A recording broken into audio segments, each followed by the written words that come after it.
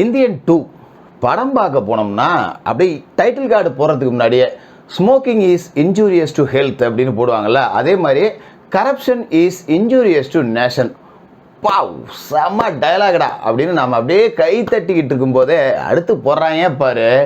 Red giant movies Udhayanidhi Stalin வழங்கும் அடங்கப்பா நீங்கள் ஊழலை எப்படி ஒழிப்பீங்கன்னு எங்களுக்கு தெரியாதா அப்படின்னு இந்த டைட்டில்லையே நம்ம பார்த்து முடிச்சிடலாம். அதன் பிறகு ஒரு நாட்டில் 3 யூடியூபர் அந்த நாட்டில் நடக்கக்கூடிய ஊழலை எல்லாத்தையுமே தட்டி கேட்டு வீடியோ போட்டுட்டு இருப்பாங்க. சூப்பரான முதலமைச்சர் போல இருக்கு உண்மையிலேயே. ஏன்னா ஒரு 3 யூடியூபர் அநியாயத்துக்கு எதிராக, அந்த கரப்ஷனுக்கு எதிராக, அநீதிக்கு எதிராக, ஊழலுக்கு எதிராக வீடியோ போட்டுக்கிட்டே இருக்கான். அவனை அரெஸ்ட் பண்ணவே இல்லை. இதே நம்ம திராவிட மாடல் முதலமைச்சராக இருந்தால் இந்நேரம் சவுக்கு சங்கர் மாதிரி கஞ்சா கேஸ் போட்டு அவனை அன்னைக்கே பிடிச்சி உள்ளே போட்டிருப்பாங்க, கையை உடைச்சிருப்பாங்க, படமே அதோட முடிஞ்சிடும். ஒரே சீனில் படம் முடிஞ்சிருக்கும். ஆனால் இந்த கதையில் வரக்கூடிய முதலமைச்சர் நல்ல முதலமைச்சர் போல இருக்குது. நீ பாட்டுக்கா கரப்ஷன்னா கத்திக்கிட்டே கடடா, நாங்கள் பாட்டுக்கா பண்ணிக்கிட்டே இருக்கோம் அப்படின்னு போயிடுறாங்க. அதனால் படம் ஒரு 2.5 மணி நேரம் நல்லபடியாக ஓடுது. இதே திராவிட மாடல் முதலமைச்சராக இருந்தால் வீடியோ போட்ட உடனே அவனை பிடிச்சி கஞ்சா கேஸில் உள்ளே போட்டிருப்பாங்க, படமும் ஒரே சீனோட முடிஞ்சு போயிருந்திருக்கும். சரி இந்த 3 யூடியூபர் என்ன பண்ணுறாங்க, நம்ம பேசிக்கிட்டு தான் இருக்கோம், நம்மளால் இதை தாண்டி எதுவுமே செய்ய முடியல. அப்போ இந்தியன் தாத்தா தான் மறுபடியும் வரணும் அப்படின்னு சொல்லிட்டு ஹேஷ்டேக் போட்டு ட்ரெண்ட் பண்ணுறாங்க. இந்தியன் தாத்தா வரணும், இந்தியன் தாத்தா வரணும் அப்படின்னு சொல்லிட்டு எல்லாருமே ஹேஷ்டேக் போட்டு ட்ரெண்ட் பண்ணுறாங்களா. இந்த இந்தியன் ஒன்றும் தாத்தா வந்து பெத்த மகனே போட்டு தள்ளிட்டு ஃபாரினுக்கு தப்பிச்சு போயிடுவார். நம்ம மணிநீதி சோழன் மாதிரி ஆண்டவர் இருந்திருப்பார். அதில் பெத்த மகனே எப்படி தேர்காலில் மணிநீதி இட்டானோ அதே மாதிரி பெத்த பிள்ளையவே போட்டு தள்ளிட்டு தப்பிச்சு போயிடுவார். இந்த ஹேஷ்டேக் விஷயம் எங்கேயோ ஃபாரினில் இருக்க தாத்தாவுக்கு தெரிஞ்சிருக்கும். தாத்தாவுக்கு இப்போ 116 வயசு. ஏதோ குச்சை கிச்சை ஊனிட்டு வருவார் அப்படின்னு பார்த்தீங்கன்னா அவர் பறக்கிறாரு, பாயிறாரு, டைவ் அடிக்கிறாரு, 6 பேக் வச்சுருக்காரு, பலதரப்பட்ட வேலைகள்லாம் செஞ்சுக்கிட்டு இருக்காரு. தாத்தா பார்க்கறதுக்கு ரொம்ப கன்றாவியாக இருக்கார். மேக்கப்புங்கிற பேரில் கை ஒரு நேரம், கால் ஒரு நேரம், முகம் ஒரு நேரமாக போட்டு தாத்தாவை கற்பழிச்சிட்டாங்க அப்படின்னே தான் சொல்லணும். அந்த அளவுக்கு தான் படம் அப்படிங்கிறது இருக்குது. சரி, தாத்தா வராரு, ஊழல் ஏதாவது ஒழிப்பார் அப்படின்னு பார்த்தா இவனுங்க பாட்டுக்கா இந்த யூடியூபர் கத்திக்கிட்டு இருக்கானுங்க. இளைஞர் சமுதாயம் ஒரு பக்கம் கத்திக்கிட்டு இருக்கு, தாத்தா வேற ஒரு பக்கம் அவர் பாட்டுக்கா கொலை பண்ணிக்கிட்டு போயிட்டே இருக்கார். இதில் கொடுமையோட உச்சம் என்னன்னா, தாத்தா வர்மக்கலை தெரிஞ்சவர். ஒவ்வொருத்தனையும் கொலை பண்ணுறதுக்கு முன்னாடி வர்மக்கலையாலேயே கொல்றாரு. ஆனால் நம்ம எப்படி கொல்ல போகிறோம் அப்படின்னு அந்த வர்மக்கலையை பற்றி பஸ் ஸ்டாண்டில் லேகியம் வைக்கிறவங்க மாதிரி 1/2 மணி நேரம் கிளாஸ் எடுக்கிறாரு அவனுக்கு. ஒவ்வொரு வாட்டியும் ஏதோ ஒரு தடவைன்னா பரவாயில்ல, எப்போ பார்த்தாலும் வர்மக்கலையை பற்றி விரிவாக்கம் கொடுத்து எப்பா டே கிழவா நீ கொண்டுட்டு கூட போயிடுறா, பேசி தொலையாதரா அப்படிங்கிற அளவுக்கு அந்த கொல்லப்படுறவனே என்னை கொண்டுடுன்னு சொல்லக்கூடிய கதையாக போட்டு கொல்றாரு தாத்தா. அதாவது இந்த ஜென்டில்மேன் படத்தில், இதுவும் சங்கர் படம் தானே, வரிசையாக வந்துடுவோம். ஜென்டில்மேன் படத்தில் இருக்கிறவன்கிட்ட கொள்ளையடிச்சு, அரசியல்வாதிகிட்ட கொள்ளையடிச்சு அர்ஜுன் காலேஜ் கட்டுவார். சிவாஜி படத்தில் அரசியல்வாதிகிட்ட கொள்ளையடிச்சு ஒரு காலேஜ் கட்டுவார். இந்த இந்தியன் 2ல் நம்ம தாத்தா என்ன பண்ணியிருக்காரு அப்படின்னா, தியேட்டருக்கு போகிற நம்ம காசெல்லாம் கொள்ளையடிச்சு ரெட் ஜெயண்ட் மூவிஸ்ட்டை ஒட்டி கொடுத்துருக்காரு. இவ்வளோதான் அந்த படத்துக்கும் இந்த படத்துக்கும் உள்ள வித்தியாசம். சரி, தாத்தா வந்து ஊழலெல்லாம் ஒழிச்சிருவார். வேறு ஏதாவது படத்தில் ஏதாவது ஸ்பெஷல் இருக்கா அப்படின்னு பார்த்தா, சங்கரை பொறுத்த வரைக்கும் எப்படி சொல்கிறது, சுஜாதா, கிரேசி மோகன் இந்த 2 பேரோட டைலாக்லேயே பல படங்களை இட்டு கொடுத்துட்டாரு. இப்போ 2 பேருமே இல்லையா, சங்கர்கிட்ட சரக்கு தீர்ந்து போச்சு.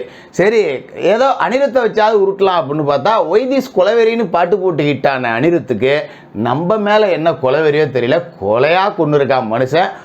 ஒத்த கருமமும் காதில் ஒட்டலை. தாத்தா தான் வராரு, கதற விட போகிறாருன்னு பார்த்தா தாத்தா நம்மளை கதற விட்டுக்கிட்டு இருக்காரு. ஏதோ இந்த இந்தியன் 1ல் ஏஆர் ரஹ்மான் போட்ட பிஜிஎம் அங்கே கொஞ்சம் ஒட்டிக்கிட்டி கொஞ்சம் பட்டிட்டிங்கரிங்க பார்த்துருக்காங்க. மற்றபடி பிஜிஎம் 10 காசு கூட பிரயோஜனம் இல்லை. இந்த கதைவாதத்தில் இந்த இணை துணை இயக்குநர்கள்லாம் என்ன பண்ணுறானுங்கன்னு தெரியல. அழகாக 3 பாட்டு போட்டுருந்துருக்கலாம்.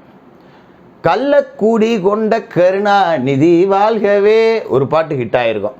ஸ்டாலின் தான் வராரு, விடியல் தர போகிறாரு இன்னொரு பாட்டு ஹிட் ஆகிருக்கும். திரையுலக கலைஞனவன், திறமையான மனிதனவன் 3 பாட்டு ஹிட் ஆகிருக்கும். 3 தலைமுறைக்கு முட்டு கொடுத்த மாதிரியா இருக்கும், 3 பாட்டை ஹிட்டு கொடுத்த மாதிரியா இருக்கும். இதெல்லாம் இந்த துணை இயக்குநர்கள் சொல்லாமல் விட்டுட்டாங்க. ஏதோ பாட்டுங்கிற பேரில் கன்றாவிய ஈயத்தை காய்ச்சி காதில் ஊற்றுற மாதிரி ஊற்றுறானுங்க, ஒரு கருமமும் புரியல. இதில் இந்தியன் தாத்தா வந்து ஃபஸ்ட்டு பார்ட்டில் என்ன பண்ணுவார், ஊழலுக்கு எதிராக எல்லாத்தையும் போடுவார். இந்த செகண்ட் பார்ட்டில் என்ன பண்ணுறாருன்னா, ஊழல் வந்து நம்மகிட்டே இருக்கு, நம்ம தான் முதல்ல நாம் திருந்தணும், தனி மனித ஒழுக்கம் வேணும், உங்களை சுற்றி இருக்க அண்ணன் தம்பி உறவுக்காரன் சொந்தக்காரன் பந்தக்காரன் இவனோ கரப்ஷனாக இருந்தால் அவனோட முதல்ல பிடிங்க, அவனோட முதல்ல ஒழிக்கணும் அப்படின்னு எல்லாத்தையும் கிளப்பி விட்றாரா. இதனால் பஞ்சாயத்து ஆகி போகுது. அவன் போய் தன்னை சுற்றி இருக்கிற ஊழல்வாதியை கேள்வி கேட்க, சொந்தக்காரன்லாம் அவனோட போட்டு விரட்ட, இவனோ கடைசியில் இந்தியன் தாத்தாவை தயவுசெய்து நீ அமெரிக்கா போயிடு சிவாஜி அப்படிங்கிற மாதிரி தாத்தாவே துரத்தி விடுற வேலையவும் செய்கிறானோ. சரி, படத்தில் ஏதாவது பிரயோஜனமாக இருக்கா அப்படின்னு பார்த்தா, இந்த ஏஐ டெக்னாலஜியை வச்சுக்கிட்டு இறந்து போன விவேக் அவர்கள், இந்த நெடுமுடி வேணு அவர்கள், இவங்கெல்லாம் கொஞ்சம் கொண்டாந்துருக்காங்க. அது கொஞ்சம் பார்க்குறதுக்கு நல்லா இருக்குது. கொஞ்சம் அந்நியமாக இருந்தாலும் கூட சரி, அவங்கெல்லாம் கொஞ்சம் கண் முன்னாடி பார்க்குறமே அப்படிங்கிறது ஒரு சந்தோஷமாக இருக்குது.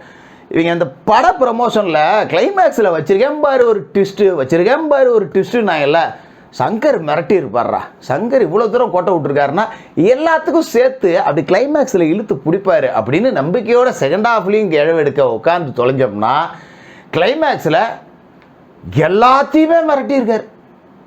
மொத்த படத்தோட ட்விஸ்ட்டையும் கொண்டாந்து கிளைமேக்ஸில் வச்சுருக்காரு. என்ன ட்விஸ்ட்டு அப்படின்னு பார்த்தா, அப்படி என்னடா மிரட்டியிருக்காரு அப்படின்னு பார்த்தா, இந்தியன் 3 தொடருமா. எப்பா டே 2வே எங்களால் முடியலையேடா, இப்படியாடா கிளைமேக்ஸில் மிரட்டுவீங்க, இந்தியன் 3 வேறையா இதில்? கண்டிப்பாக அது வராது. இதை கழுவி ஊற்றுல எங்கேருந்து தாத்தா வருவார்.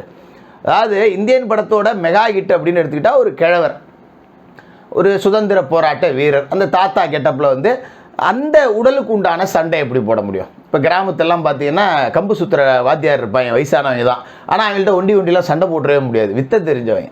சலக் மிளக்குன்னு கம்பை சுற்றி வாய்க்குள்ளேயே விட்டுருவாங்க.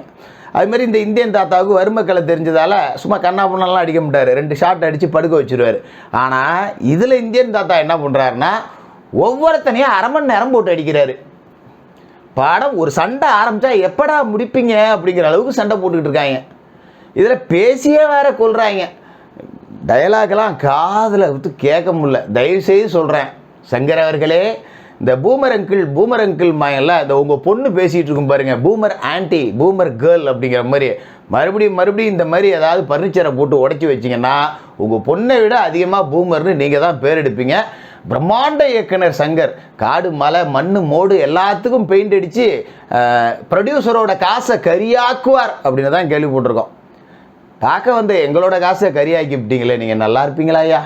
எப்பா இந்தியன் தாத்தா, நீ எங்கேயாவது போயிட்டு அமெரிக்க தாத்தா, வியட்நாம் தாத்தா, சீனா தாத்தான்னு வேறு மொழியில் படம் எடுத்துக்கையா, எங்களை மன்னிச்சுக்கையா, தெரியாமல் தேட்டருக்கு வந்துட்டோம்.